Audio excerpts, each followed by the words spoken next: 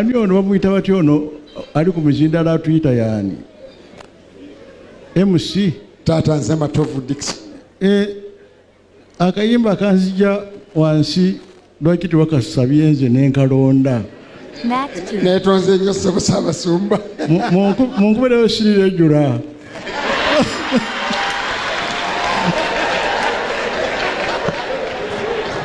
Selector lindako selector. Naye ani atayagala Spice Diana mukuba engolo? Munsongereko omuntu oyo atayagala Spice Diana nze musimbula engolo. Olaba Ssaabasumba atuuka to the extent egamba owaaye onkoledde ddala bubi nnyo omanyi okomplaininga ku mukolo ogw'amaanyi ne bakuyita omanyi bineeno bannange katuyite Ssaabasumba atuweeyoko kaatuwadde baasutukagire mukuba kuba ebiyimbayimba mbibasabyeko nga siri regular taliiyo bannange.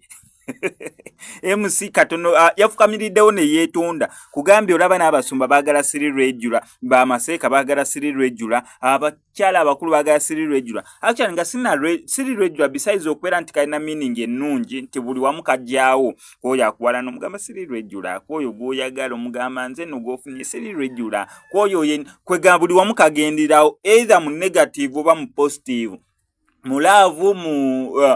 mu social mu economic kugamba buli status yonna omuntu gy'alimu alabira ddala nga siri regular kabeera kakukolera naye nga behind the siri regular omuntu yenna alina okubeera nga akaaga ne personality ya Spice Diana ye ng'omuntu mwana wattu ekuleetera okubeera nga oyagala ebintu byeno siri regular eno stock ompya kati siri regular ayingidde mu stock empya kati stock empya tetumanyi we tugenda gikolera kubanga ate ne siri regular akyali mu stock empya kyokka stock empya nayo teri regular kwegamba biri awo katogo wano ko Semex Media tamula Nalongo Nabwira avuddeyo okubeera nga akunya abasawo abafeerina ddala bakulombereddwa niwatabako kituuka mu bulamu obwo yakugamba mukoleko ku enamba y'essimu eri mu nsonda gyesobola nnyo okubeera nga akuyamba ku nsonga za bufumbo ensonga za ttaka ensonga za kufuna mulimu sente zikuyita myaganya gyangalo ajjasobola nnyo okubeera nga akuyamba mukoleko enamba y'essimu gy'ola wansi mu nsonda ebisigadde obimulekere.